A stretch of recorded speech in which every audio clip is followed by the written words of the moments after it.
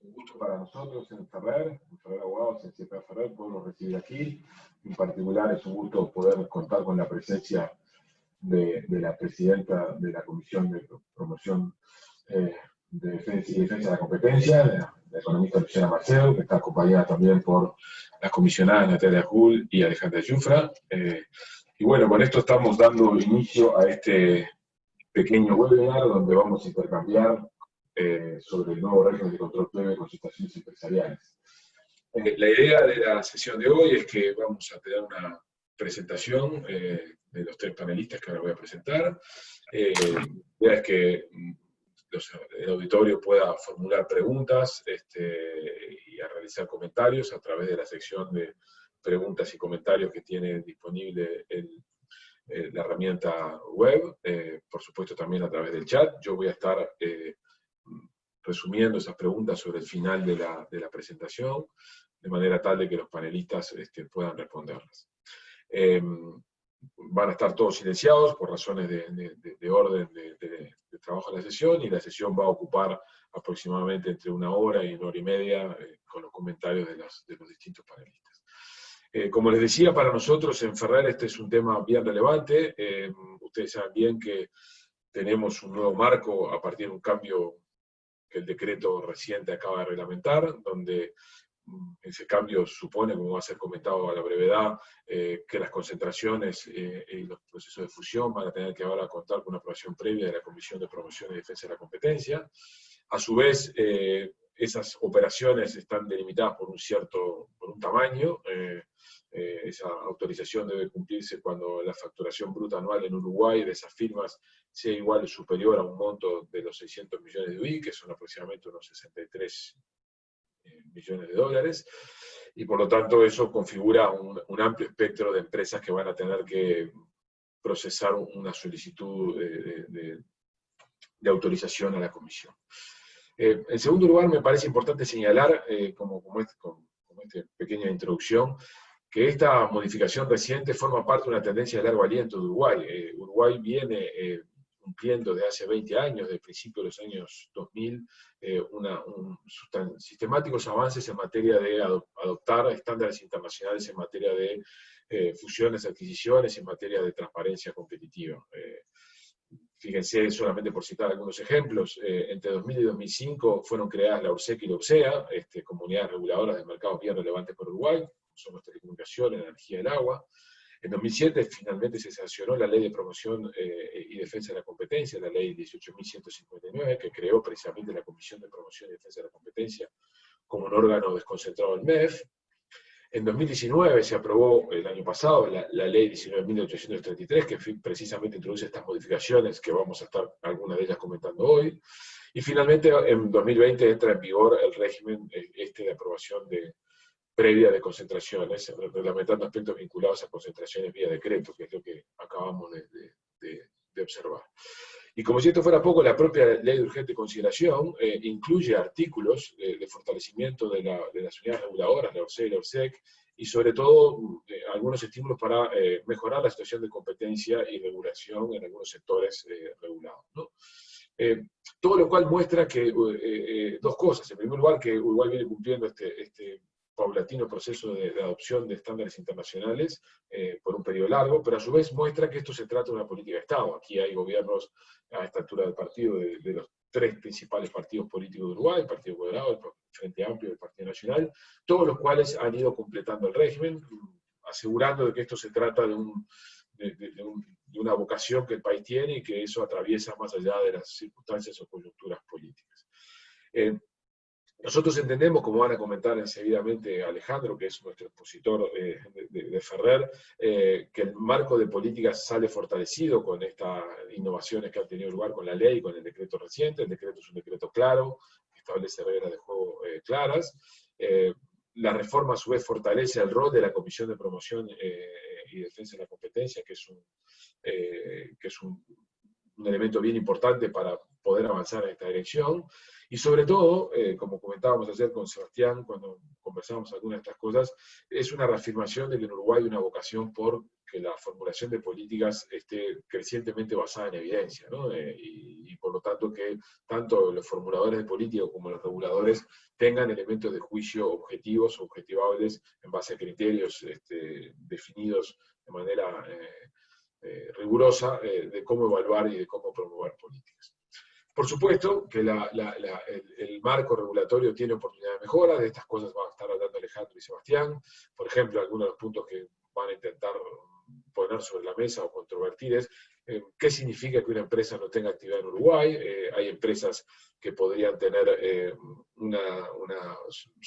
crear una subsidiaria en Uruguay, pero haber estado haciendo operaciones en Uruguay previo a la creación de la subsidiaria, y eso podría generar una cierta duda respecto de qué significa que la empresa no tuviera actividad en Uruguay antes de ingresar, o cuando se define que la facturación en Uruguay es de un determinado monto, ¿qué significa ello? Sabemos bien que hay empresas que sus ámbitos de facturación están alejados del territorio uruguayo por razones fiscales, y por lo tanto hay que definir bien qué significa o qué criterios se van a emplear para determinar cuál es el monto de facturación específico en Uruguay, si es la proporción de factura que en Uruguay hay, si es la declaración a la DGI o lo que fuera. Y finalmente, para terminar esta breve introducción, quisiera dejar planteadas algunas preguntas que seguramente Alejandro, Sebastián y Luciana van a dejar respondidas, o por lo menos insinuadas, y que me parece que son elementos importantes para quienes miramos esto desde fuera de la especialización de los temas de competencia, ¿no? Por ejemplo, algunos temas claves que deberíamos empezar a comprender es cómo se miden los efectos de una concentración desde el punto de vista económico, cuáles son los criterios que deben usarse y cuáles son los indicadores que son más habituales, cuáles son los criterios, los factores económicos que deben ser tenidos en cuenta para aprobar una fusión o no. Esto es un elemento bien importante, debería quedarnos claro a nosotros, después de esta presentación, cuáles son los aspectos que son fundamentalmente considerados al respecto. Cuando se trata de evaluar cuotas de mercado, la pregunta es si evaluar la cuota de cada una de las empresas que preexisten a la fusión es una buena forma de evaluar el tamaño de esa operación, o deberían buscarse otros indicadores complementarios. Luego, otra siguiente pregunta que seguramente será abordada es si a los efectos de hacer este tipo de análisis debe analizarse solamente el mercado en el que comparten las partes que se están fusionando la operación, o deberían evaluarse otros mercados donde eventualmente estas empresas tienen algún tipo de participación.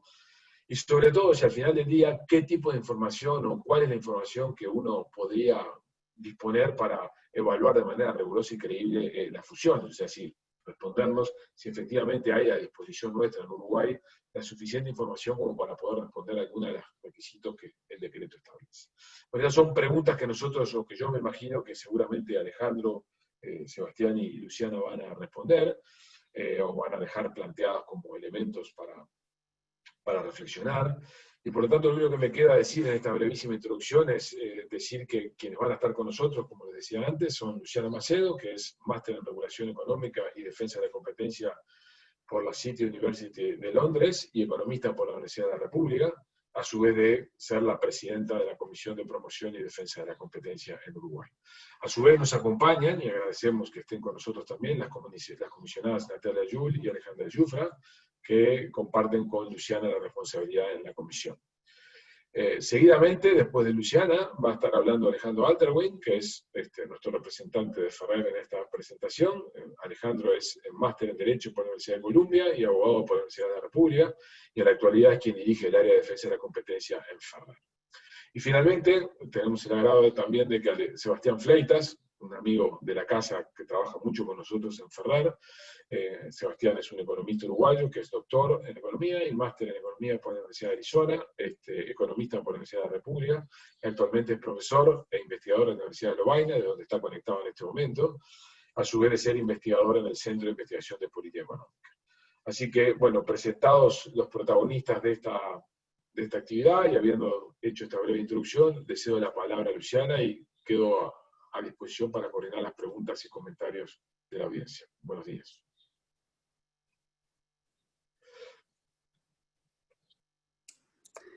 Bueno, hola, buenos días. Bueno, gracias, Gabriel. Bueno, quiero agradecer primero a Ferrer por por la invitación para participar en esta actividad.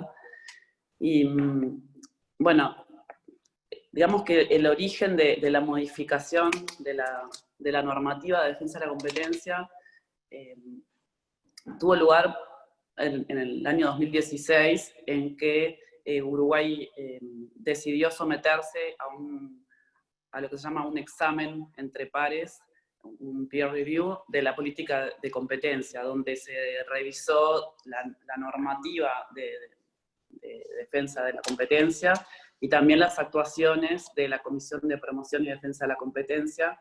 A partir digamos, de ese análisis y de ese examen que la Autoridad de Competencia pasó, que fue realizado por Naciones Unidas, surgieron varias recomendaciones para mejorar la normativa de defensa de la competencia y también las actuaciones de la Autoridad de Competencia. En parte a raíz de eso, y también debido a la experiencia de los años de actuación de la Comisión, elaboramos un proyecto de reforma de la Ley de Promoción y Defensa de la Competencia, alineada con las mejores prácticas internacionales.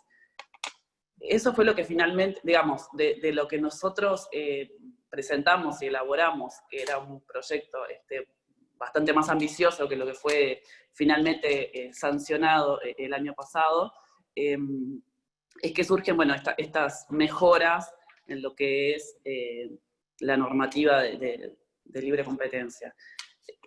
Las dos grandes mejoras, digamos, que el avance que tuvo a partir de la sanción de la ley 19.833 del año pasado, es la incorporación de la regla de análisis per se de algún tipo de conducta anticompetitiva, las que son las que se conocen como los cárteles de núcleo duro, y el otro gran avance, digamos, es lo que nos convoca hoy, que es la nueva potestad que tiene la Autoridad de Competencia del control previo de las concentraciones económicas.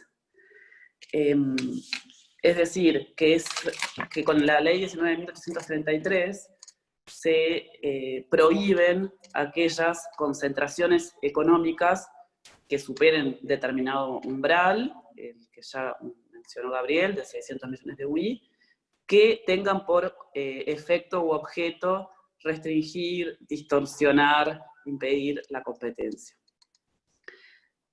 Quedaba pendiente entonces la aprobación del decreto reglamentario, o sea, era necesario reglamentar básicamente, principalmente el control de las concentraciones económicas. El 15 de julio de este año, entonces, se aprueba el decreto reglamentario y, a ver, el decreto da ciertos lineamientos, digamos, aclara en cierta manera el procedimiento. Por un lado, el decreto prevé un análisis de operaciones de concentración económica en 2 fases, o sea que hay una posibilidad de que haya lo que se llamaría un fast track, o sea, una aprobación de las operaciones de concentración económica en fase 1, que esto está previsto para las concentraciones que por su impacto no constituyan una disminución sustancial de la competencia. Para esta fase 1, el decreto prevé un plazo de 20 días corridos. O sea que, a ver, una vez presentado lo que es el formulario para solicitar la autorización, que en paralelo en este tiempo la Comisión aprobó ese formulario, donde están todos los requerimientos de información a las partes, una vez presentado, digamos, la información, una vez que toda esa información se considere que está completa y correcta, entonces esas operaciones de concentración económica que no tengan mayor impacto en el mercado podrán ser aprobadas en un plazo de 20 días corridos.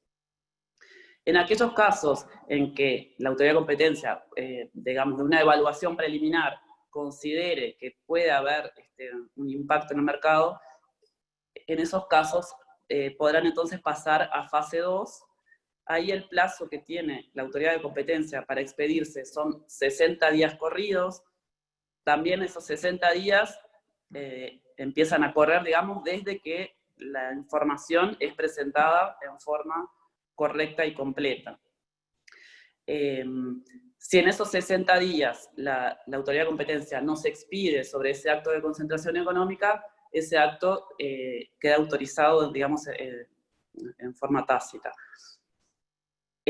Para esta segunda fase, digamos, la normativa prevé la posibilidad de solicitar información adicional a las partes y a los terceros para realizar el análisis. Y el decreto también prevé la suspensión de los plazos cuando se solicita esta información adicional. O sea que ahí, digamos, los plazos podrían ser...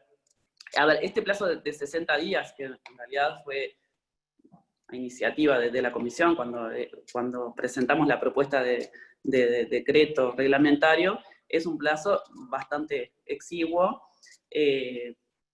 Obviamente cuando propusimos esto tuvimos en cuenta la normativa de otras varias jurisdicciones, consideramos varios elementos y consideramos que esos 60 días, bueno, le dan cierta, digamos, seguridad al administrado, pero también tuvimos que prever la posibilidad de, bueno, en el caso de requerir información adicional para el análisis, la posibilidad de suspender esos plazos, bueno, mientras que obtenemos esa información. Para esta segunda fase, también lo que se prevé es que se dará publicidad a terceros de la operación de concentración económica para que los terceros puedan hacer alegaciones sobre el impacto que podría tener ese acto de concentración.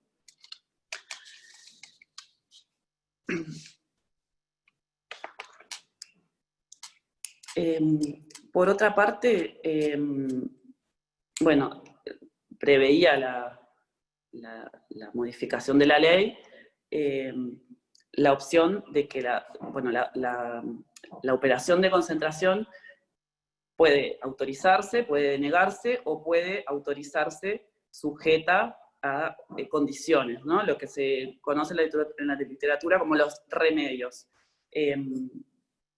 Entonces, el decreto reglamentario establece que, o sea, las partes pueden a priori presentar, digamos, los remedios o las condiciones para la aprobación de la operación. En el caso que las partes no lo presenten, la autoridad de competencia, si considera que la operación podrá autorizarse sujeta a ciertos condicionamientos, podrá solicitar a las partes que en un determinado plazo presente, que son 15 días hábiles, presente una propuesta de remedios para la aprobación de la operación. Que luego la autoridad de competencia podrá bueno, evaluar y proponer modificaciones. En el caso que las partes no hagan la propuesta de esos condicionamientos, la propia autoridad de competencia podrá determinar o imponer los remedios para la aprobación de la operación. Por otra parte, el decreto da ciertos lineamientos en cuanto a los criterios para el cálculo de la facturación. Establece que se van a sumar los valores de facturación de las empresas participantes, de las empresas controladas por las participantes y de las empresas que controlan a las empresas participantes.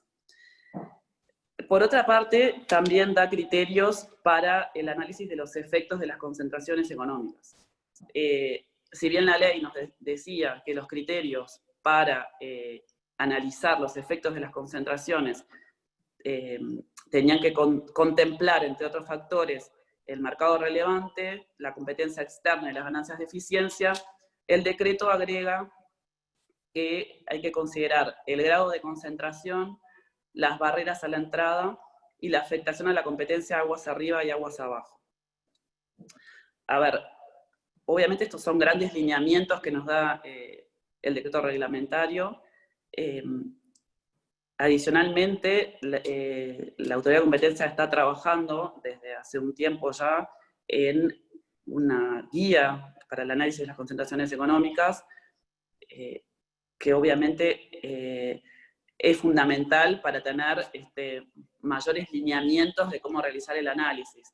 Esta guía en la que estamos trabajando contempla las concentraciones horizontales, las concentraciones verticales y las concentraciones de conglomerado, y contempla el análisis para las concentraciones, incluyendo los efectos unilaterales y los efectos coordinados, y también contempla una guía para los remedios para mitigar los problemas de competencia en las concentraciones económicas.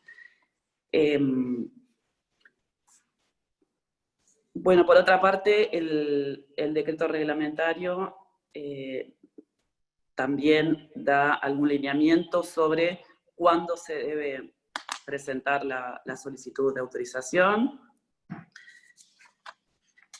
Y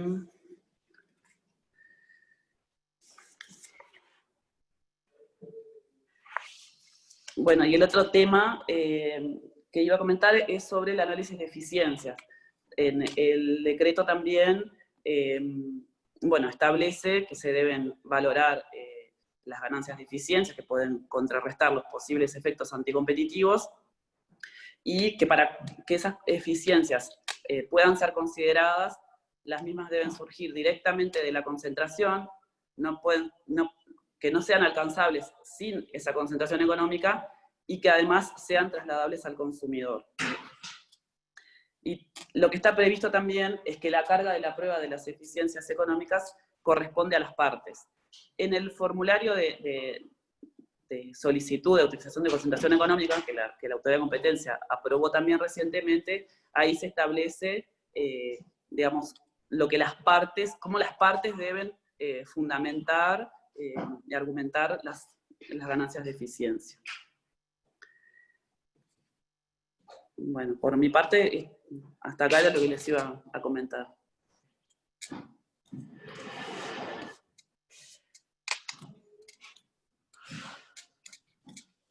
Bueno, gracias Luciana por tu intervención, y le damos la palabra a Alejandro, que nos va a hacer una breve presentación. Muchas gracias. Bien, buen día a todos.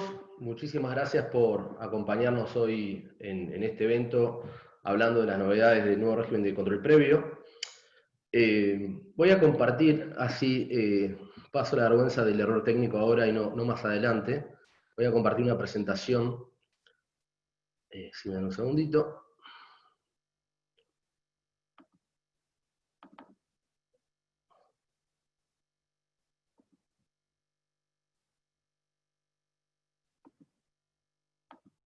Bien, perfecto. Por supuesto, primero el agradecimiento a la comisión, a las tres comisionadas, que sé que están ahí, aunque la cámara está tomando a Luciana, pero están las tres comisionadas, y realmente les agradecemos estar acompañando en este evento del día de hoy. La verdad que esta nueva regulación es un avance súper importante para Uruguay, para la legislación de libre competencia.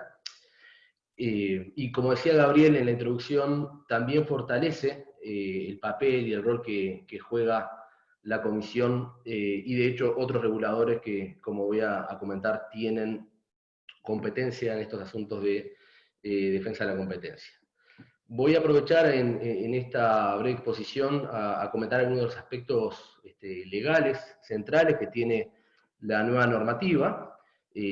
Recordemos, estamos hablando de la ley 19.833, que es de septiembre del año pasado, y que introduce el nuevo sistema de control previo, y un decreto muy reciente, que es el 15 de julio, que modifica el decreto reglamentario y establece ya ciertas pautas, sobre todo en el procedimiento para estas solicitudes de autorización.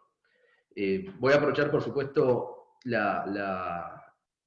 muy clara exposición de Luciana, no voy a hablar de todos los temas, sí hay algunos temas que entiendo que son muy relevantes, y algunos puntos que entiendo que hay, por lo menos, algunos aspectos que pueden dar lugar a distintas lecturas o interpretaciones de la nueva regulación. Ahora sí. Bueno, esto lo primero es una obviedad, pero sé que nos están acompañando varios amigos, clientes y colegas de otros países. El órgano de aplicación de esta ley es la Comisión de Promoción y Defensa de la Competencia, que es un organismo descentralizado, una dependencia del Ministerio de Economía y Finanzas. Fue creado por la Ley de Defensa de la Competencia del año 2007, la Ley 8159, y es el primer órgano especializado en defensa de la competencia en Uruguay. La particularidad que tiene la ley uruguaya es que, y esto es así desde su propia creación en la ley del 2007, es que en los sectores regulados el cumplimiento de la ley de competencia fue otorgado a las unidades reguladoras especializadas.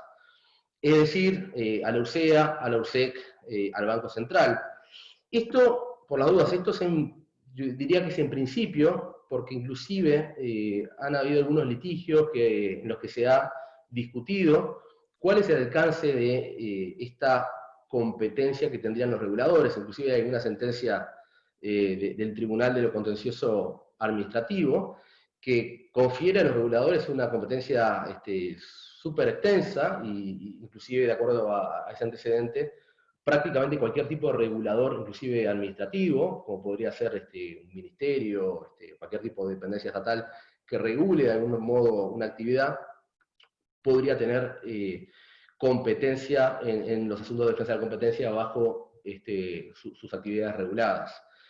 La nueva regulación no trata este tema, pero sí queda claro que en las áreas bajo control de los reguladores, que a mi juicio son en Uruguay estos tres: URSEA en materia de agua, energía, URSEC en materia de telecomunicaciones, correo, me puede estar faltando algún campo dentro del ámbito de control de cada regulador, y el Banco Central en materia de servicios financieros. Bueno, cuando tenemos un tema de competencia, inclusive un acto de concentración económica en estos ámbitos, bueno, la ley es clara que el órgano de aplicación en estos ámbitos es la unidad reguladora y no es la comisión. Ahora, la pregunta casi evidente en estos casos es ¿cómo hacemos o qué corresponde hacer cuando en materia regulatoria existe algún tipo de regulación específica que regula las concentraciones económicas en dicho ámbito? A modo de ejemplo, en materia de servicios financieros, bueno, existe un procedimiento administrativo por el cual es el Poder Ejecutivo el que debe autorizar las compras, ventas de instituciones financieras. En materia de televisión, radio, la ley de medios también tiene una regulación del estilo, donde es el gobierno, el Poder Ejecutivo, quien debe autorizar con previo informe, hoy día del URSEC, una transferencia, por ejemplo, de acciones en una empresa regulada, con lo cual, en estos casos, tenemos que definir, o intentar definir, si debemos presentar las dos autorizaciones o solamente una de las dos, ¿no? La regulatoria o la de defensa de la competencia. Y yo les diría que la pregunta es difícil, y más difícil es darla en abstracto, ¿no? Con lo cual hay que analizar cada tipo de regulación, ver, por ejemplo, si la regulación económica es exhaustiva, y de esa forma uno puede inferir que por lo exhaustiva que es, reemplaza la normativa de defensa de la competencia. Estoy pensando, una normativa podría llegar a ser la ley de medios, que regula cuotas de mercado, grados de concentración. Pareciera que esa es un tipo de norma que, al menos en materia de participación de mercado de las empresas, tendería a tener un rol digamos, prevalente por sobre la ley de defensa de la competencia. Igualmente, esto es algo que habrá que estudiar en cada caso para determinar, en definitiva, si aplican los dos sistemas o se aplica solamente el régimen especial, que va a ser el régimen regulatorio. Por supuesto, este no es un tema nuevo, ya estaba previsto en la ley 18.159, bajo el régimen anterior. No sabría decir cuál ha sido el criterio. Entiendo que los reguladores, cuando se les ha solicitado su autorización tipo regulatoria, no han exigido una autorización también bajo norma de defensa de la competencia, o antes una notificación. Pero, bueno, por supuesto que sería interesante conocer en esto la voz de los reguladores y saber, en definitiva, qué piensan. Este hoy día, por supuesto, es un tema mucho más relevante, dado los efectos que va a tener, o que ya tiene, no solicitar la autorización cuando corresponda. Bien, veamos algunas particularidades de los negocios sujetos a autorización. En primer lugar, algo a tener en cuenta es que la ley de defensa de la competencia tiene un efecto extraterritorial, es decir, que aplica a los fenómenos concurrenciales y a las transacciones que ocurren en Uruguay, pero también a las que se realizan en el extranjero y despliegan efectos total o parcialmente en el territorio uruguayo. Otro punto importante es que los negocios que están sujetos a autorización deben primero cumplir con esta definición de ser un acto de concentración que se define como una operación que implica la modificación de la estructura de control de las empresas participantes. ¿Qué es control? No lo define la ley ni el decreto. Hay una definición en la ley de sociedades, habla de una influencia dominante en la empresa. Hay evidentemente un 90% de casos claros, pero también hay unas zonas grises que habitualmente trata la jurisprudencia extranjera, por ejemplo, cuando ve los casos de acuerdos de colaboración tecnológica, joint ventures, que puede haber en definitiva situaciones más grises para determinar si estamos o no ante un cambio de control, que es el primer test que debe pasar, digamos, la transacción para ver si debe notificarse. Otro punto importante, lo mencionaba Luciana, es que hoy día tenemos un único umbral para determinar la obligación de obtener la autorización. Y es un umbral económico, decía Gabriel, son cerca de 63 millones de dólares de facturación combinada entre las partes. Solamente para tener en cuenta, esto evidentemente ha simplificado mucho el análisis inicial, porque bajo la ley anterior, mejor dicho, bajo la redacción original, había también un umbral de participación de mercado, que hoy día ya no existe, con lo cual esto simplifica las cosas, y es de prever entonces que haya un mayor, digamos, control de determinado grupo de empresas de una alta facturación. Pero, por otro lado, van a haber determinadas situaciones que van a quedar por fuera del alcance de la ley. Estoy pensando eventualmente en mercados donde pensemos, no sé, no voy a poner nombres para no herir susceptibilidades, pero un pequeño pueblo del interior, ciudad, donde quizás hay dos panaderías, se fusionan, generan un monopolio. De hecho, ese tipo de situaciones, en la medida que no cumplen con el umbral de facturación, van a quedar fuera de la ley. Con lo cual, habrá mayor o menor medida, eso se verá, determinadas situaciones que van a quedar fuera del control.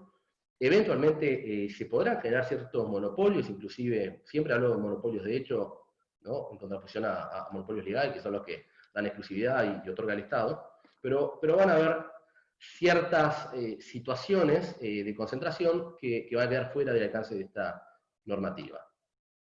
Por último, unas breves referencias a esto que la literatura llama el gun jumping, que es esa salida, digamos, antes de tiempo en las carreras, y que aquí refiere a quien cierra o realiza una operación sin antes obtener la autorización correspondiente.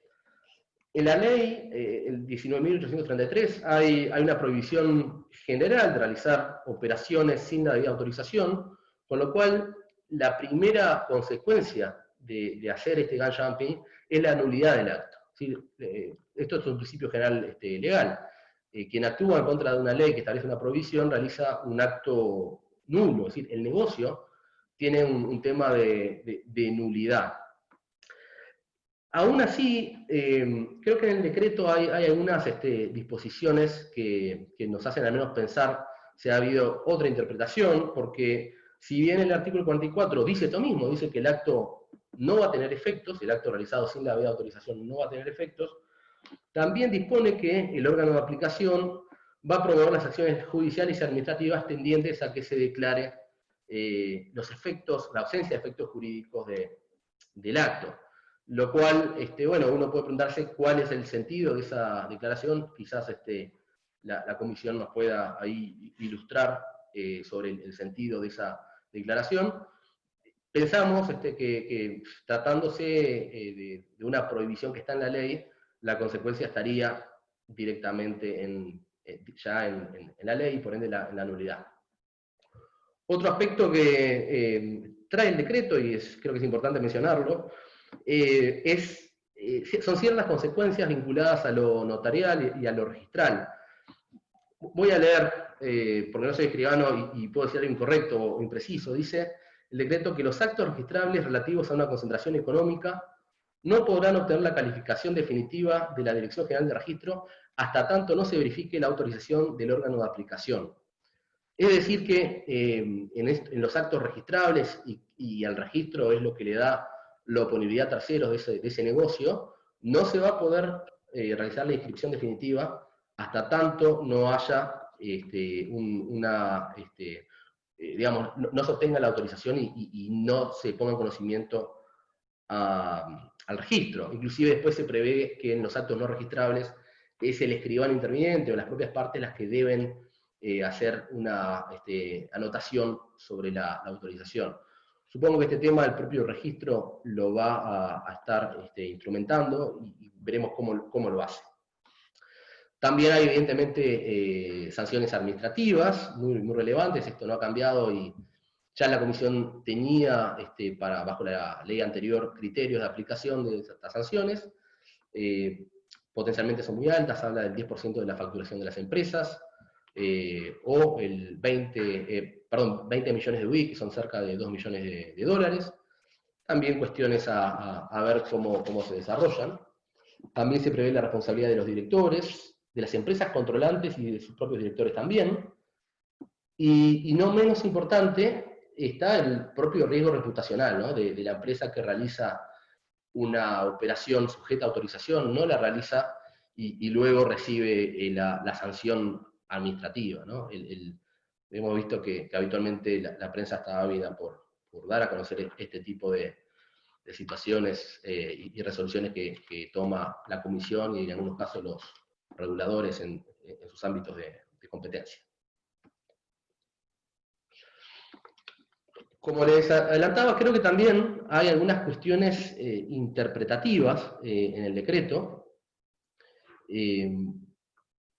Pienso que hay algunas situaciones que no están del todo claras, o por lo menos algunas de ellas pueden dar a cierta discusión, ¿no? Lo mencionaba Gabriel, ¿qué pasa con la facturación? Si hay facturación offshore, y estoy pensando en los mercados digitales, empresas que proveen servicios de música, buscadores, publicidad digital, transporte, etc., y que habitualmente realizan su facturación, al menos la principal, desde el exterior. ¿Cuál es acá el punto? Y bueno, tenemos que ver qué significa la expresión facturación en el territorio uruguayo, que es a partir del cual se debe analizar el deber de notificación, ¿no? Y que no tiene una definición legal. La pregunta acá entonces es si esta expresión equivale a facturación de fuente nacional, una facturación de una entidad local, extranjera, pero de acuerdo a las formas y autorización de la autoridad fiscal uruguaya, o de una perspectiva un tanto más económica, como la facturación vinculada a los productos o servicios brindados a personas en Uruguay. Esto es habitualmente también la forma en que las empresas ven Uruguay y dicen, bueno, esto es la unidad de negocios Uruguay. Hay al menos en teoría estas dos posibilidades, cuando hablamos de facturación en territorio uruguayo. Algo parecido pasa con las distribuciones. Veamos, por ejemplo, pensemos en una fusión entre dos fabricantes de automóviles muy vendidos en Uruguay, ¿no? Si esas marcas se venden a través de distribuidores, la pregunta es si las ventas de los distribuidores deben computarse para la facturación. Ahí no hay duda que es facturación local, pero el distribuidor es una empresa independiente al fabricante. Ahí tenemos el artículo 8 del decreto, que dice cosas importantes y que entiendo que es la norma a interpretar en este tema. La voy a leer porque es realmente importante.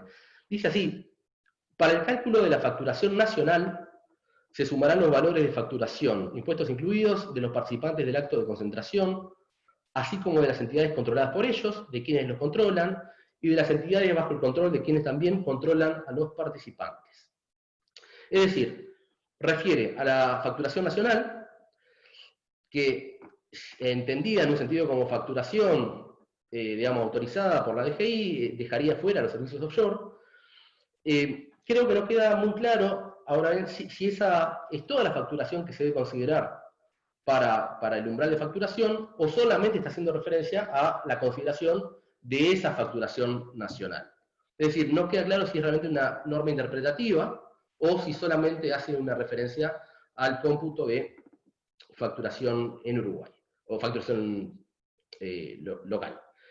Volviendo entonces al caso del distribuidor, no es una entidad controlada y mantiene solamente una relación contractual con la empresa, por ende no es parte del grupo, que es lo que refiere el artículo 8, con lo cual no se tomaría, si se utilizara como un criterio este artículo 8, la facturación del distribuidor para analizar su facturación. También podemos hablar del caso de las exportaciones. En este caso la pregunta va por otro lado, es decir, las empresas exportadoras no afectan el mercado local en principio, afectan sino mercados internacionales, otros países, con lo cual también podemos preguntarnos en ese caso, ¿qué ocurre si se supera el umbral de facturación, pero no se afecta el mercado local? También hay algunas cuestiones vinculadas a las excepciones. Voy a referirme solamente a una, que es el first landing, por temas de tiempo, que es esta excepción que aplica el deber de notificar cuando refiere a la adquisición, dice así la ley, de una única empresa por parte de una única empresa extranjera que no posea previamente activos o acciones de otras empresas en el país. Este es un tema que viene de la ley del 2007. ¿Qué es una empresa? ¿Equivale a empresa a persona jurídica? Es decir, ¿puede haber una empresa con más de una persona jurídica? Yo entiendo que sí, que la medida que sea la misma organización de capital, trabajo, puede ser una única empresa, aun cuando haya más de una persona jurídica que complemente las distintas actividades de esa empresa. Es aún así un tema a resolver. Por último, algunas nociones sobre el estándar de revisión, es decir, bajo qué reglas, qué nos dice la normativa sobre cómo se debe examinar una operación. Desde ya que sobre esto va a poder hablar mucho más y con más expertise, evidentemente, Sebastián, pero sí hay que ver qué criterios, qué lineamientos nos da la nueva regulación. Si vemos lo que ocurre en otras jurisdicciones, en general las leyes de competencia tienen ciertos estándares de exámenes que son muy generales. A veces se habla de transacciones que reducen sustancialmente la competencia. En otros casos se habla de otro test, que es el test de la dominancia, las operaciones que crean o refuerzan la posición dominante. Y luego son las oficinas las que crean ya las directrices más concretas, que por suerte es lo que nos comentaba Luciana, que lo que ya está trabajando la comisión. Veamos brevemente qué dice la ley uruguaya. En primer lugar, hay una prohibición general de realizar concentraciones económicas que tengan por efecto u objeto restringir, limitar, obstaculizar, distorsionar o impedir la competencia actual o futura mercado relevante. Esto es, diría, un espejo de la propia prohibición de realizar conductas anticompetitivas. Ahora, dudo, porque lo mismo ha ocurrido con la ley en materia de conductas, que esto sea de una gran utilidad, ¿no? En el sentido de que casi cualquier operación va a generar algún tipo de restricción a la competencia. Después el decreto también trae ciertos elementos a consideración, los mencionaba Luciana, así que no los voy a comentar, pero sí también comentar que el decreto después refiere a otro estándar, el estándar de la dominancia, cuando señala que para determinados casos, para cuando hay remedios, bueno, habrá que fijar esos remedios para evitar la creación o el fortalecimiento de una posición dominante. Y la crítica que se le ha hecho habitualmente a este tipo de test de dominancia es que, digamos, focaliza el análisis en lo estructural y no tanto en el efecto en el consumidor. Por último, sí creo que la referencia al bienestar del consumidor surge directamente de la ley, del artículo 1, que establece directamente que el objeto de protección es el bienestar del consumidor actual y futuro, y esto también va a aplicar en materia de concentraciones económicas, con el mismo criterio de la Comisión ya lo ha aplicado en materia de conductas.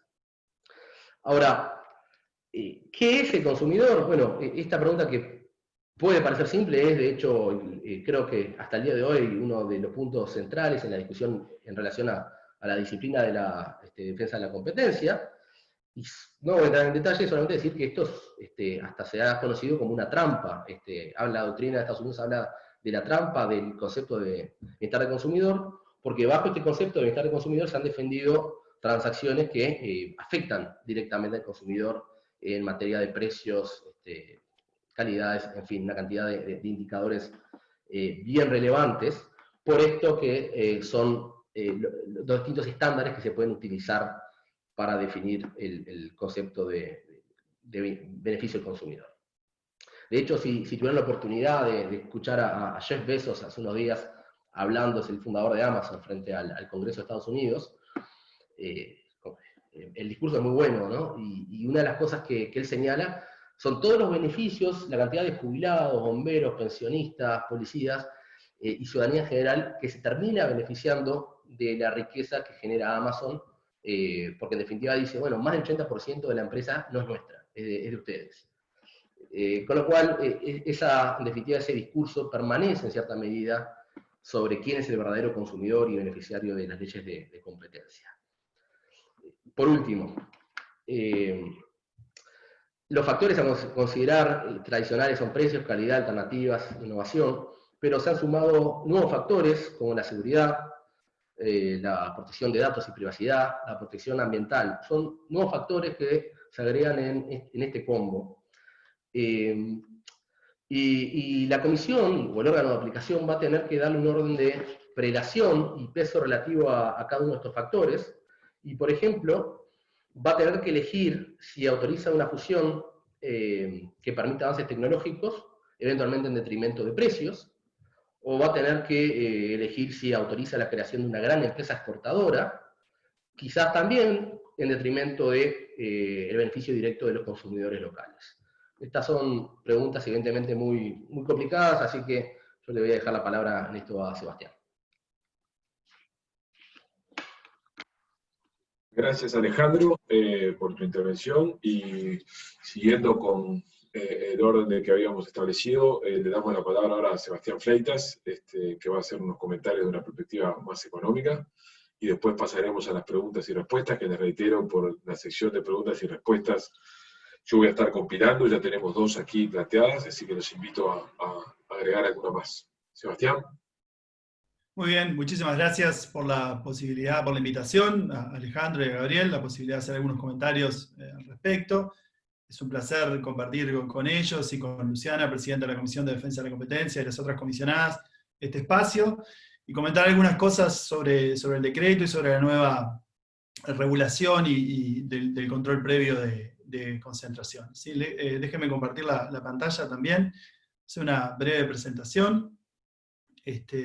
que básicamente lo que intenta es hacer algunos comentarios, como decía, sobre el nuevo régimen de control previo de concentraciones empresariales en Uruguay. Lo primero es agradecer las excelentes presentaciones de Luciana y Alejandro, creo que fueron súper claras en cuanto a las modificaciones y algunas cosas que también quedan quizás para ir mejorando. Me parece que en esto, quizás la primera conclusión que tenemos que tener en mente es que el sistema de defensa de la competencia, de regulación de defensa de la competencia y de control, es un sistema, como había planteado Gabriel al principio, que evoluciona a lo largo del tiempo. Algunos países, por ejemplo, como Estados Unidos, lo tienen desde finales del siglo XIX, entonces tienen una acumulación y una experiencia sobre esto mucho más grande de lo que probablemente todavía tengamos en Uruguay. Entonces tenemos que ver estos pasos como avances. Y el nuevo régimen de control previo de concentraciones, que como decían ellos es regulado, que se implementó por la ley 19.833 y con el reciente decreto 194 del 2020, es un paso más en este asunto de ir construyendo un sistema moderno de defensa de la competencia que asegure un terreno de juego que sea justo para los actores económicos, ¿sí? Para que básicamente las empresas puedan competir, y esa competencia, como creemos los economistas que trabajamos en estos temas, beneficie a los consumidores en el final, ¿sí? Yo creo que mis comentarios obviamente van a ser sobre el punto de vista económico, mayormente. Voy a hacer algún comentario sobre alguna cosa que han dicho sobre los otros puntos, pero mayoritariamente me voy a enfocar en lo económico. Y desde el punto de vista económico entiendo que hay tres cosas grandes para destacar, ¿sí? Creo que la primera cosa es que ha sido un paso necesario para la modernización del análisis de competencia de Uruguay. Como decíamos, esto es un paso positivo dentro de una tradición que ya tiene en el mediano plazo Uruguay en avances en esto, que quedan cosas por perfeccionar, pero que ha sido un avance positivo.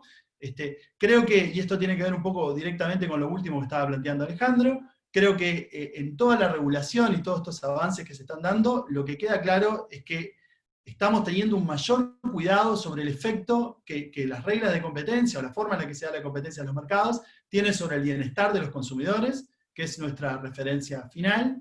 Y el tercer punto que voy a hacer es que creo que de aquí en más, y a medida que estos regímenes se van perfeccionando, y a medida que los países van ganando tradición en esto, creo que el resultado de los casos depende decisivamente cada vez más de la calidad y la sofisticación de la evidencia que podamos dar para ellos, ¿sí? Básicamente esto deja de ser una cuestión filosófica en algún sentido y pasa a ser una cuestión mucho más empírica, basada en evidencia, a partir de la cual podamos determinar los efectos de estos cambios sobre el bienestar del consumidor, ¿sí? Entonces, brevemente, sobre cada una de estas cosas, como decía antes, Uruguay debía converger a las mejores prácticas sobre este tema. Las economías desarrolladas, como insisto, tienen hace muchísimos años este control previo de fusiones y adquisiciones, pero incluso las otras economías latinoamericanas también han avanzado en esto. Uruguay en este sentido estaba un poco relegado, y creo que los avances que ha hecho la Comisión en esto, como contaba Luciana, en base a su propia iniciativa de hacer la revisión, allá por 2016, esas cosas configuran mojones de avances que son para destacar, ¿sí? Entonces, mi primera valoración en esto es una valoración súper positiva del camino, obviamente un camino que, como todo, se puede ir perfeccionando a lo largo del tiempo, ¿sí? La decisión, básicamente, como yo la entiendo, la decisión de si se va a aprobar o no una fusión, o qué hacer con una fusión, va a depender de los efectos estáticos y los efectos dinámicos sobre el bienestar de los consumidores, ¿sí?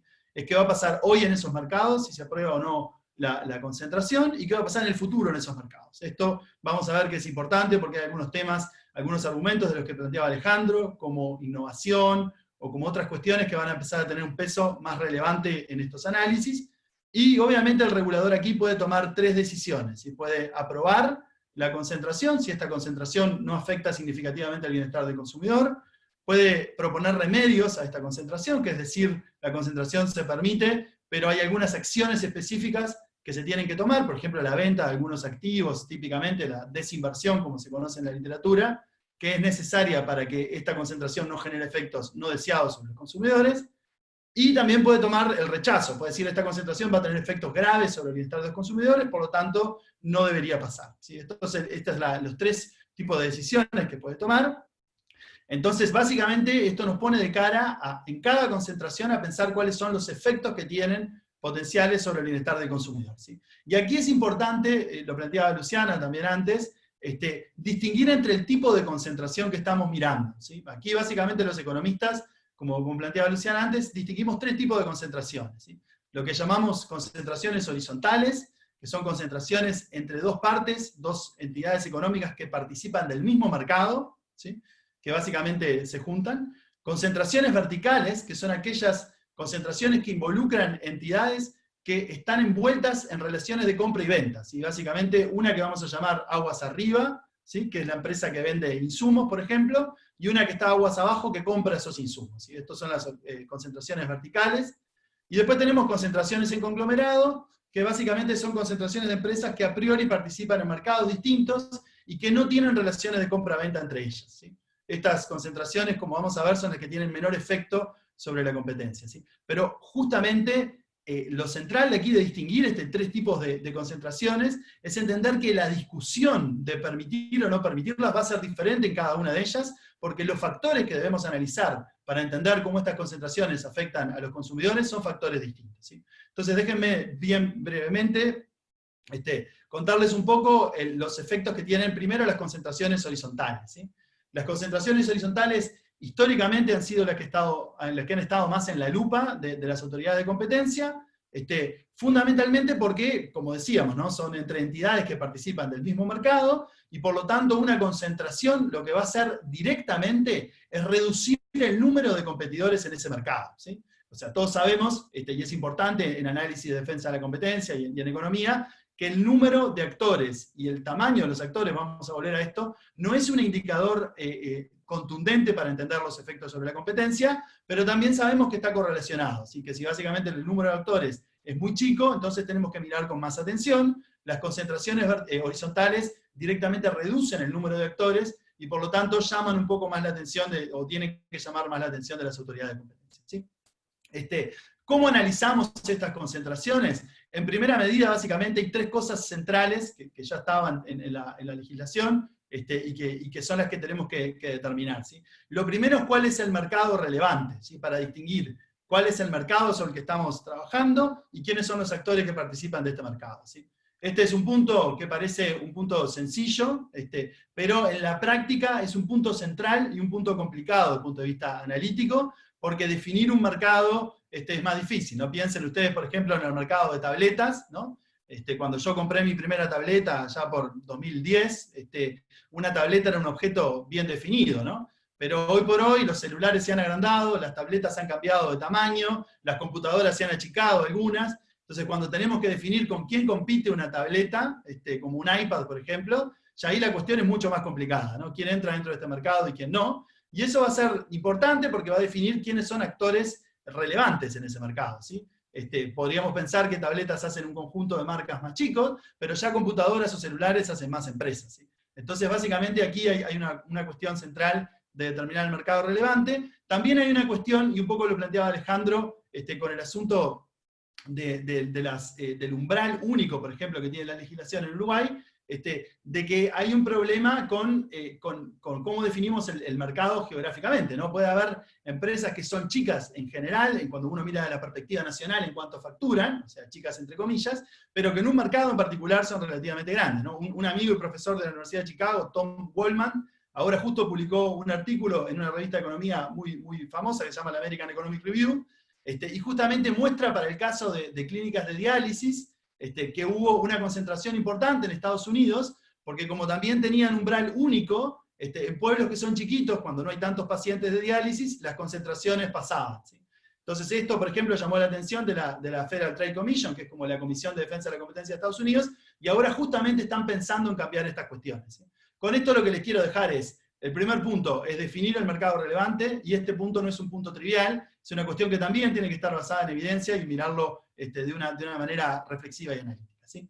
Lo segundo es la parte, entre comillas, que puede perjudicar a los consumidores de la concentración, que es ver el efecto de precios, ¿sí? Uno tiende a pensar de que cuando la concentración reduce el número de competidores, eso va de alguna manera a tener un incentivo a que los precios aumenten en ese mercado, y esta es la parte que potencialmente podría perjudicar a los consumidores.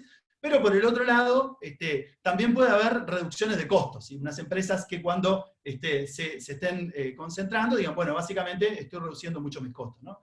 Un caso, por ejemplo, de estos típicos, también en el asunto norteamericano, en la discusión norteamericana, es el caso de American Airlines con Southwest, cuando se fusionaron. Básicamente dijeron, una de las grandes reducciones de costos que tenemos es que todo el sistema de venta de tickets y todo el sistema electrónico de IT, digamos, de tecnología de la información, ahora es conjunto, no precisamos dos, entonces las economías, las eficiencias que se generaban por esto eran relevantes, ¿sí? Entonces, de vuelta, tenemos que definir el mercado, entender efectos sobre precios y efectos sobre costos, pero además ahora tenemos que entender también qué pasa con los competidores aguas arriba, y con los, por ejemplo, de la gente que trabaja en estos mercados, ¿sí? Una cosa que ahora el decreto incluye, por ejemplo, es analizar estos efectos. Entonces uno podría decir, en esta fusión de American Airlines con la otra aerolínea, tendría que mirar qué pasa con el mercado de proveedores de software para estas aerolíneas, ¿no? ¿Por qué? Porque obviamente va a estar más concentrado el mercado de los quienes demandan esos servicios de software, ¿sí? Acá un punto importante que está en la ley, pero que también tenemos que tenerlo presente, es que el criterio para evaluar estas concentraciones es un criterio de si afecta a los consumidores al final del día, ¿sí? La ley de competencia no es una ley que establece quién gana o quién pierde dentro de las empresas, sino que la métrica que está mirando es la métrica del consumidor final, ¿sí? Es el bienestar del consumidor final. Entonces, todos estos asuntos, por ejemplo, la competencia externa, las barreras a las entradas al mercado, o incluso los efectos sobre la innovación, son efectos relevantes tanto y cuanto afecten el bienestar de los consumidores en el futuro, ¿sí? Entonces, esto es un poco las cuestiones que miramos cuando miramos concentraciones horizontales. En las concentraciones verticales es distinto, ¿no? Recuerden que concentraciones verticales era cuando teníamos actores que estaban involucrados en relaciones de compra y venta. Entonces, aquí esto también puede generar problemas de competencia, en el sentido de problemas de bienestar del consumidor, pero en general, históricamente se ha pensado que son menos relevantes que las concentraciones horizontales. Y típicamente, cuando uno piensa, o la imagen que tiene uno cuando piensa en una concentración, piensa en dos firmas que participan del mismo mercado, que se están juntando, y no piensa tanto en este tipo de concentraciones verticales, ¿no? Se pueden analizar de la economía, por supuesto, y se hace de hecho.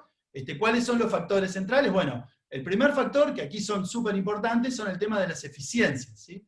Porque muchas veces fusionar verticalmente empresas, hacer que dos empresas dejen de ser dos empresas en la cadena de valor de la producción, dejen de ser dos empresas y transformen en una sola, puede tener ganancias de eficiencia relevantes. Primero por la producción conjunta, acá el típico caso es el caso del acero y el hierro, ¿no? De que uno primero calienta el hierro, lo tiene que enfriar y mandárselo a otra empresa, la otra empresa lo vuelve a calentar, le pone otras cosas y transforma el acero, ¿no? Entonces ahí en ese proceso tenemos dos veces que hay que calentar ese material, que es súper costoso. Quizás sería mejor que haya una sola empresa que ya cuando calienta el hierro automáticamente lo ponga en la fundición y haga el acero, ¿no? O sea, estos son el tipo de ejemplos de eficiencia de producción conjunta. Obviamente a ustedes se le deben ocurrir un montón de otros en este momento. Hay también eficiencia de costo de transacción o de participación de mercado. Todos sabemos que participar en un mercado tiene costos. Uno tiene que ofrecerse al mercado, buscar información, establecer relaciones. Hay costos legales, obviamente, de establecer relaciones contractuales.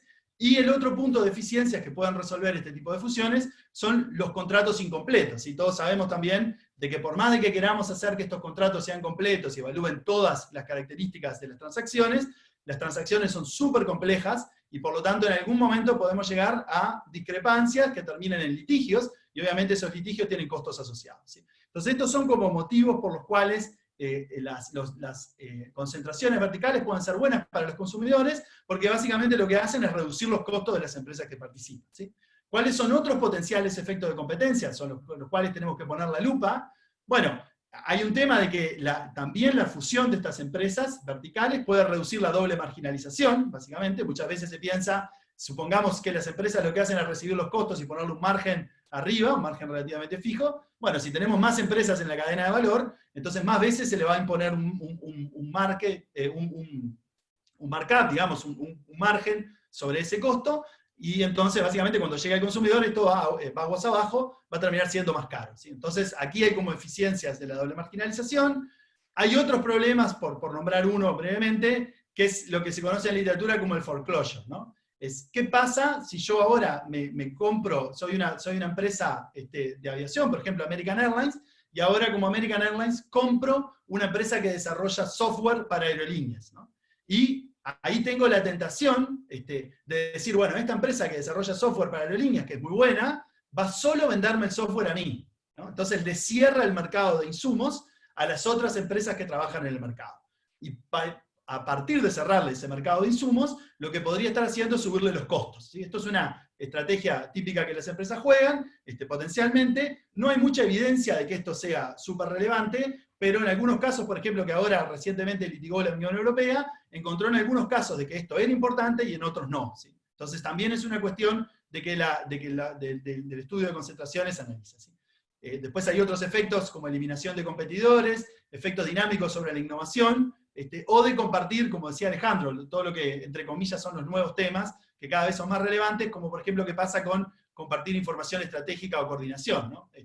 Por ejemplo, piensen que Google, con Fitbit, que es esta empresa que hace los relojes, donde cuando uno tiene, digamos, de que tenemos prácticamente mucha gente, digamos, que tengo yo, por ejemplo, que cuando salimos, dormimos, salimos a correr, o esas cosas, nos cuentan los pasos y todas esas cuestiones, eso genera un conjunto de información relevante. Entonces, si Google y Fitbit se quieren mergear, uno de los puntos del análisis de este merger va a ser qué pasa con esa información, porque Google potencialmente podría usar esa información para otros efectos, ¿sí? Entonces, todo esto son cuestiones que tenemos que mirar en estas concentraciones verticales. Como verán, son distintos, o tienen un sabor distinto al que teníamos planteado con las concentraciones horizontales, pero todo esto tenemos que pensarlo, y como decía Alejandro también, de alguna manera hay que valorarlo, ¿sí? Yo creo que la métrica para valorar todas estas cosas distintas es el bienestar de los consumidores. Entonces, de alguna manera, y a esto voy a ir enseguida, de alguna manera tenemos que agregar esto pensando en el bienestar del consumidor, ¿sí?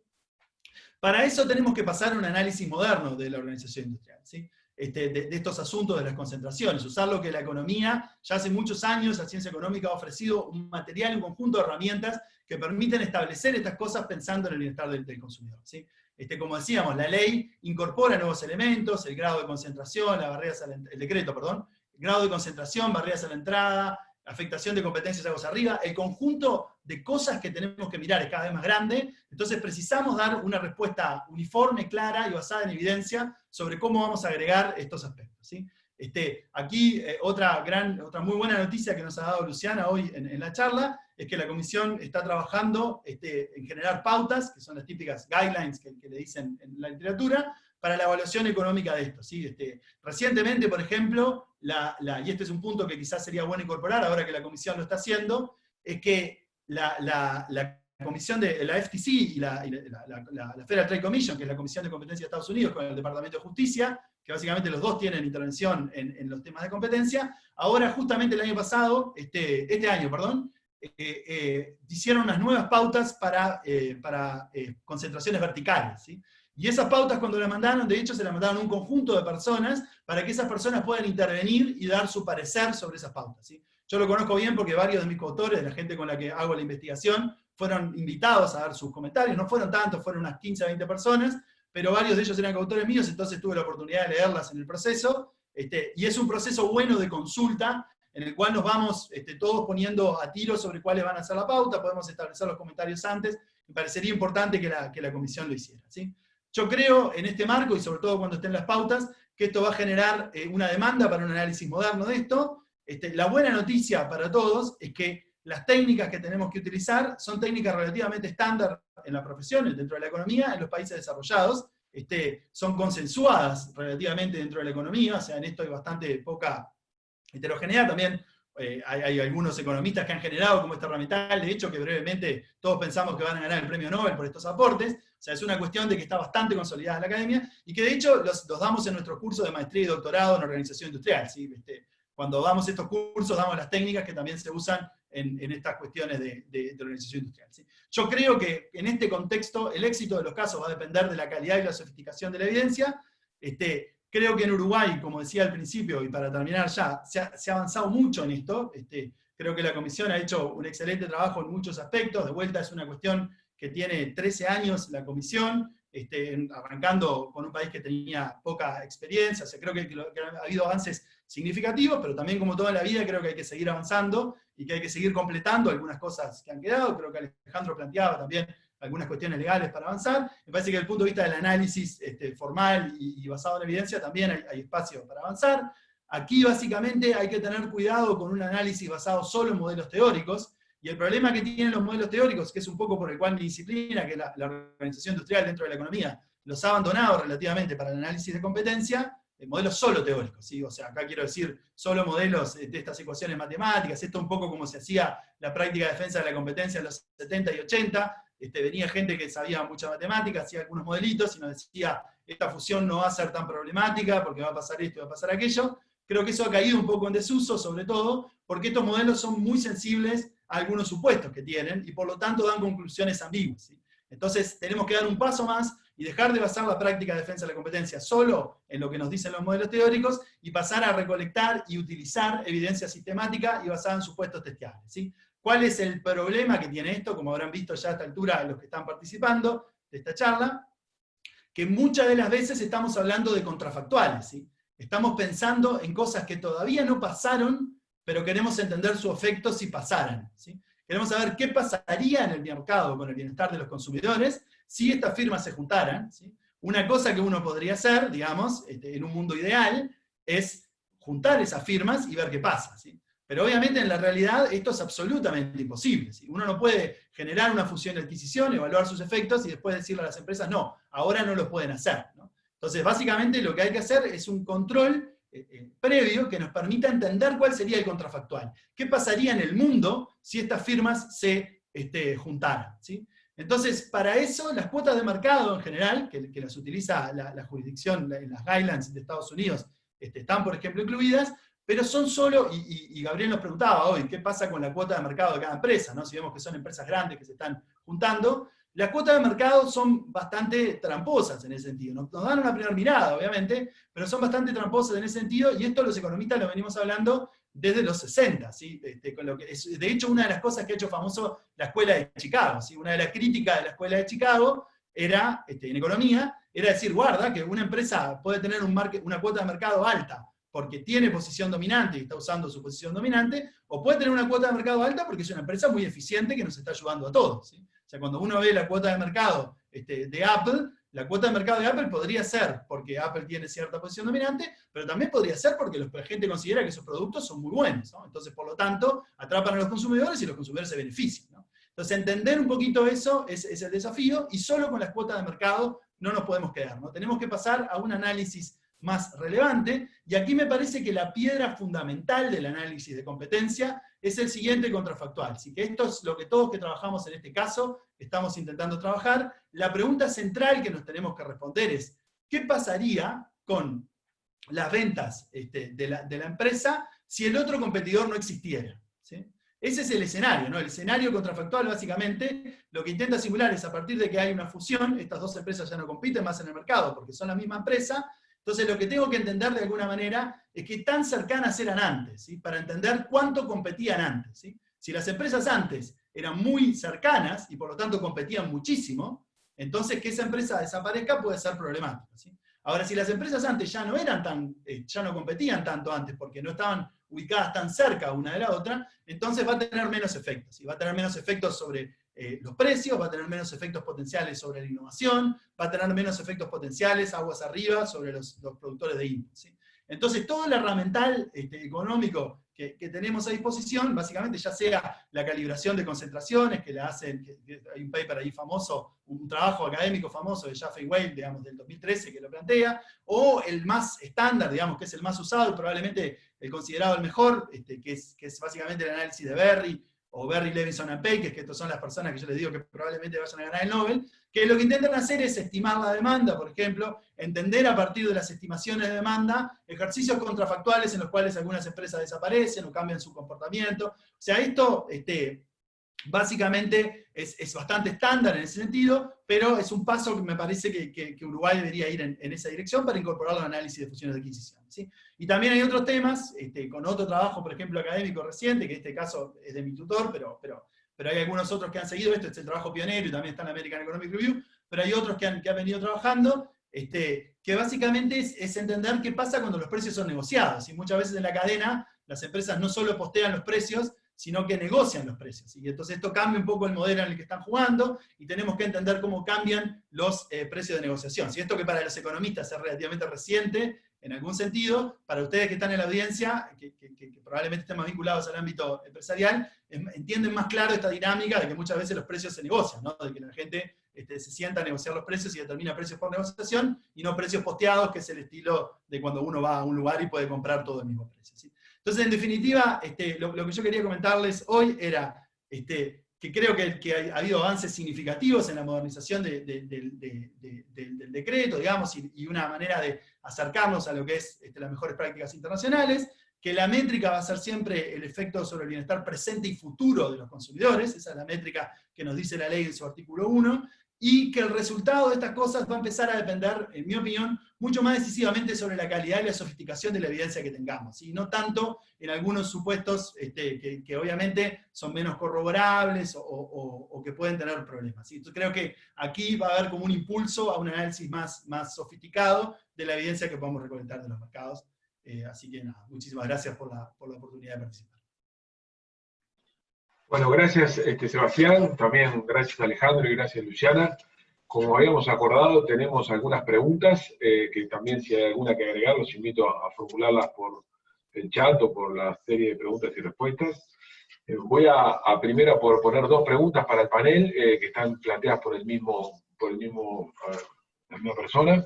La primera dice, teniendo en cuenta el objetivo de la ley de proteger la competencia, ¿podría aclararse si la referencia a facturación bruta anual, artículo 7, incluye facturación de bienes o servicios que no están destinados al mercado uruguayo, como las exportaciones o facturación de desde zonas francas? Esta es una pregunta. No sé si quedó clara la formulación. Y la segunda pregunta es, el artículo 8 de la ley incluye una serie de excepciones a la necesidad de autorización. Una de ellas es la adquisición de una única empresa. Dado que el concepto de empresa puede ser discutible desde el punto de vista legal, y dado que es muy común que por múltiples razones un mismo negocio, mismos accionistas y giros, se estructura a través de distintas entidades jurídicas, como sociedades comerciales. El concepto de una única empresa, en este caso, debe seguir el concepto económico de empresa, que puede comprender varias entidades legales, o un concepto de equivalencia societaria, en donde cada sociedad comercial del mismo negocio es una empresa diferente de otras sociedades del mismo negocio. O sea, la pregunta es si el concepto de una única empresa sigue el concepto económico o sigue, digamos, el concepto de equivalencia societaria. Esas son las dos preguntas, y después tengo otras tres más, pero las dejo para una segunda ronda. No sé si quedaron claras.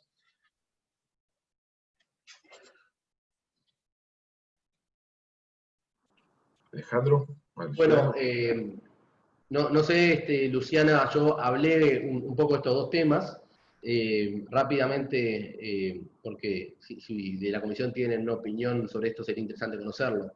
Yo comentaba respecto de la primera pregunta, se trata de servicios de exportación, es facturación que queda comprendida. Creo que ahí la discusión es si aplica o no en definitiva la ley a un acto que no tiene incidencia en Uruguay. Es opinable, en algún momento tuvimos algún antecedente en la comisión, donde la comisión hace ya estos varios años compartió que no debía notificarse una operación vinculada a una empresa exportadora, pero también tengo presente que para la comisión este tema quizás pudo haber cambiado, pero pienso en definitiva que es argumentable al menos que no aplica la ley cuando esto es ajeno en definitiva a las condiciones de competencia entre empresas y uruguayas, y sobre todo en relación a consumidores uruguayos.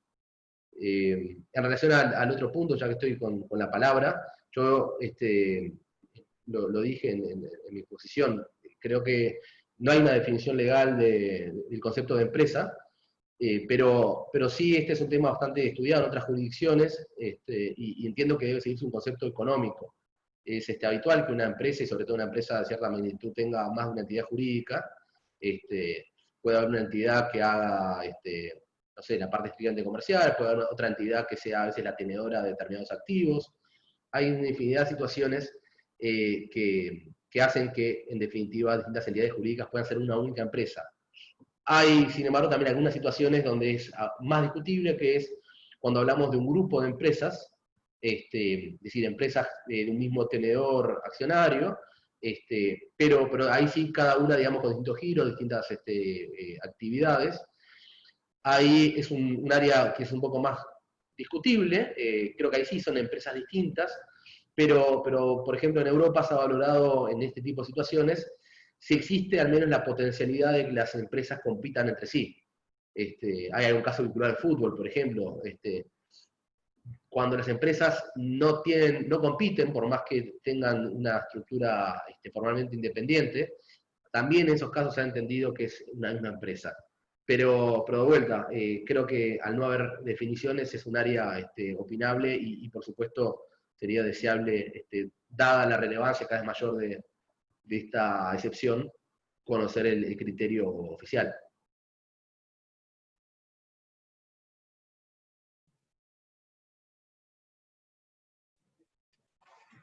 Luciana, ¿algún comentario al respecto o no?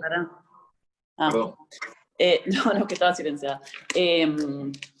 Bueno, sí, obviamente esas dos preguntas, que son temas que previamente habló Alejandro,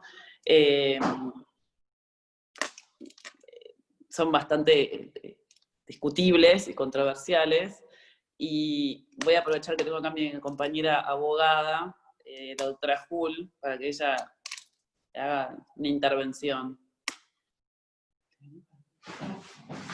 La palabra.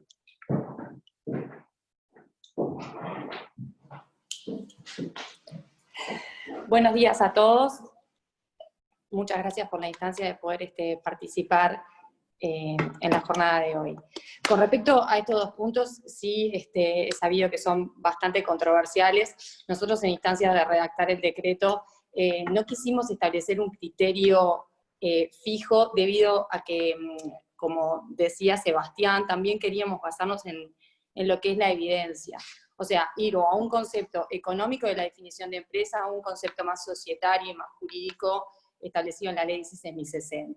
Entonces, lamento no poder darles una contestación específica con respecto a este asunto. Son los dos puntos más controversiales en las instancias de la redacción del decreto en la que discutimos bastante, pero pretendíamos en esta nueva etapa, que tiene que ver con la autorización de concentraciones económicas, empezar a fijar criterios en base a los casos específicos, porque teorizar acerca de la casuística que se nos puede llegar a presentar es bastante, fijar el criterio en el decreto era bastante complejo.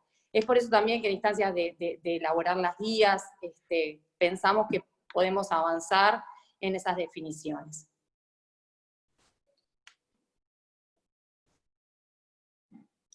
Muchas gracias, Natalia, por la respuesta. Voy a leer alguna otra pregunta, voy a leer dos preguntas más, después quedaría una última.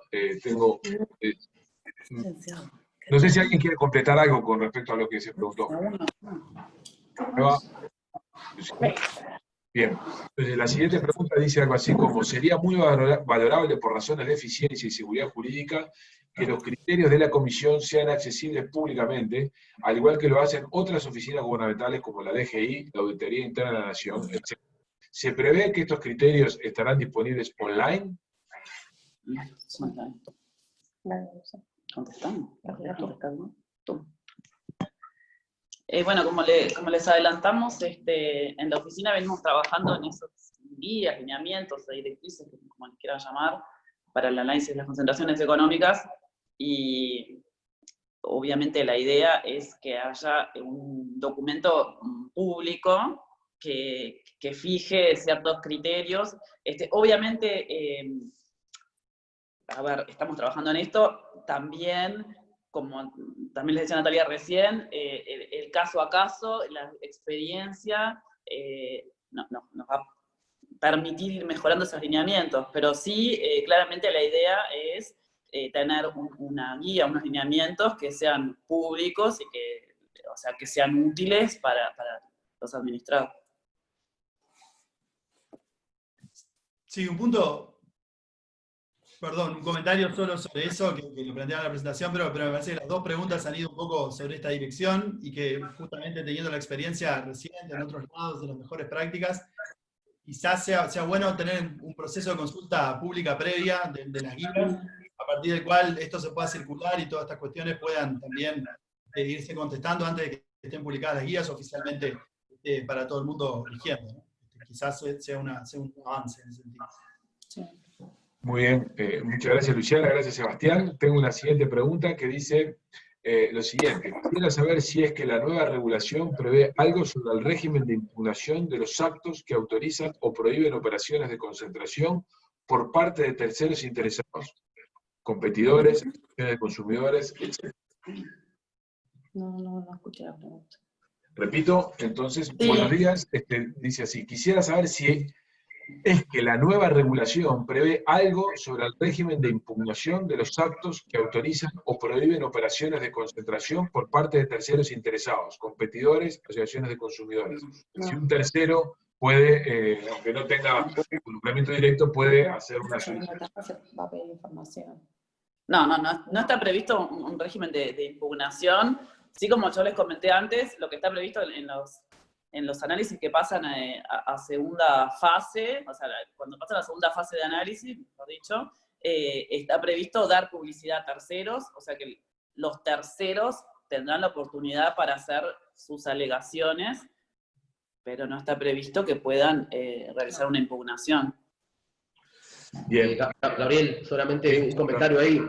¿Aplican en este sentido las normas generales de derecho administrativo? Es decir, todos los actos definitivos de la comisión son impugnables por recursos administrativos ante la comisión y luego en forma jerárquica ante el Poder Ejecutivo, el Ministerio de Economía.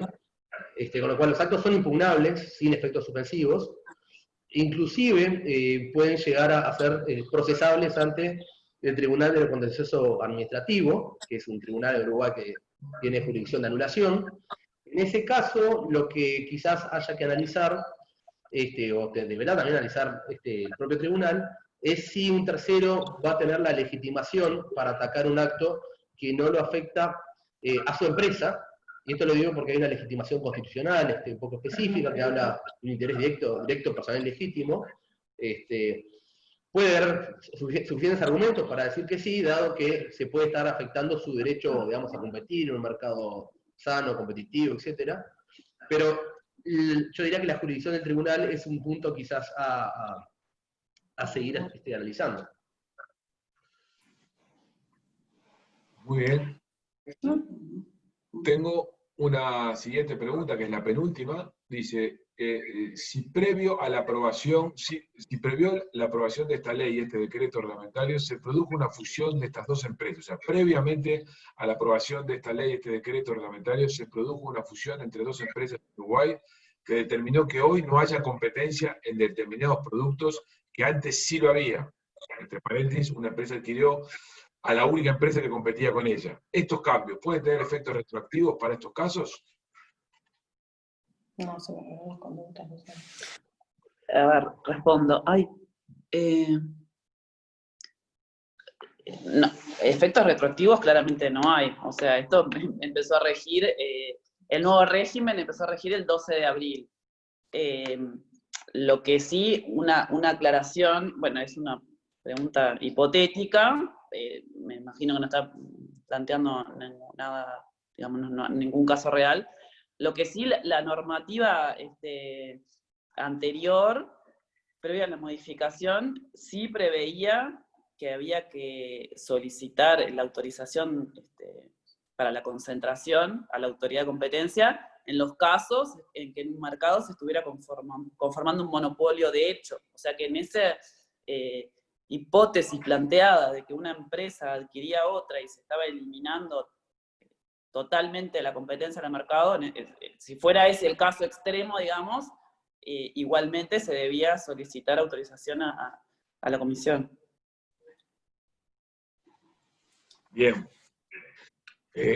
La siguiente pregunta, dice, en el caso de operaciones con poco impacto o en las que se presume poco impacto en materia de competencia, transcurridos los 20 días, si la comisión no se expide, ¿se considera aprobada la operación en forma tácita? No, claramente no. El plazo son 60 días, o sea, y sí establece claramente la normativa que si a los 60 días la autoridad de competencia no se expidió, se considera aprobada tácitamente. El otro caso no, a ver, si en esos 20 días la autoridad no se expidió, claramente el análisis va a seguir hasta el margen de los 60 días. que es un plazo legal y no reglamentario. El plazo de los 20 días es un plazo reglamentario.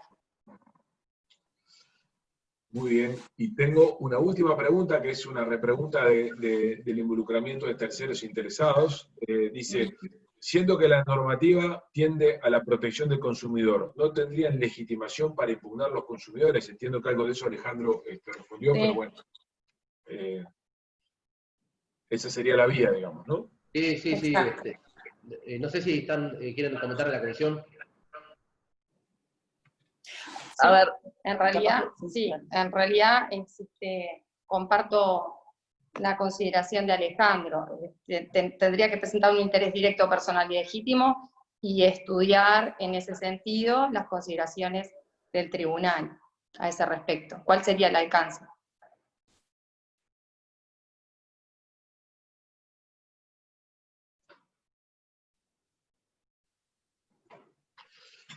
Bueno, muy bien.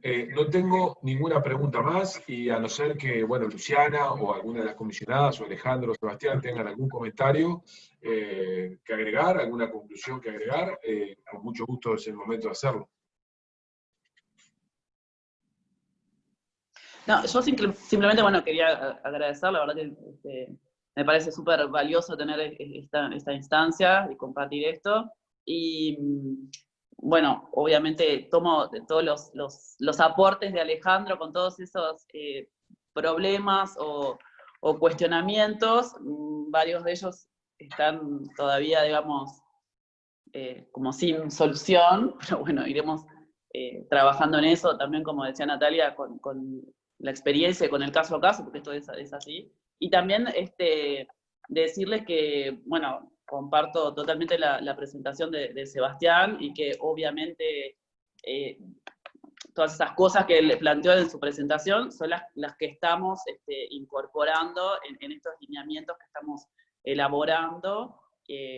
Así que me pareció súper útil, les agradezco. Sí, comparto también las consideraciones de Luciana. Estas instancias para nosotros son muy valiosas, también aspectos de promoción, y que en definitiva se refleje el trabajo y el compromiso de la comisión respecto a esta temática.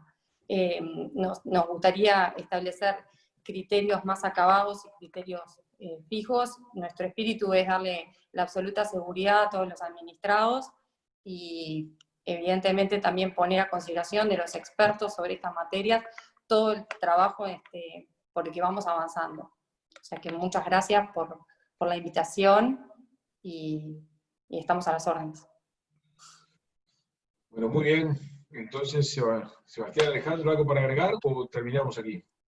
No, mi parte es simplemente agradecer nuevamente a Ferrer y a la Comisión de Defensa de Competencia, en nombre de las comisionadas, por la invitación. Muy bien. Bien. Nada, por mi parte también agradecerle primero a todos también por habernos acompañado en el webinar. A la comisión, a las comisionadas, saben que a veces soy un poco peleador, pero bueno, ya me conocen creo que desde hace un par de años, y saben que siempre es con la mejor intención de realmente buscar las soluciones a los casos. Así que de vuelta agradecerles, y bueno, estaremos en contacto con el público y la gente que quiera seguir involucrada en los temas de competencia. Bueno, muy bien. Entonces, en nombre de Ferrer, de CPA Ferrer, les agradecemos mucho su participación hoy. Como dijimos al principio, creemos que este marco regulatorio que ha seguido perfeccionándose muestra una política de Estado en Uruguay que atraviesa muchos periodos de gobierno, y que Uruguay está comprometido en fortalecer su régimen de competencia y de transparencia en el funcionamiento de los mercados. Muy importante. Así que bueno, ya volveremos a tener la oportunidad de juntarnos todos. Muchas gracias, Luciana, muchas gracias, Natalia, Alejandra, Sebastián, Alejandro. Seguimos en contacto. Buenas tardes, buenos días. Gracias. Gracias. Gracias.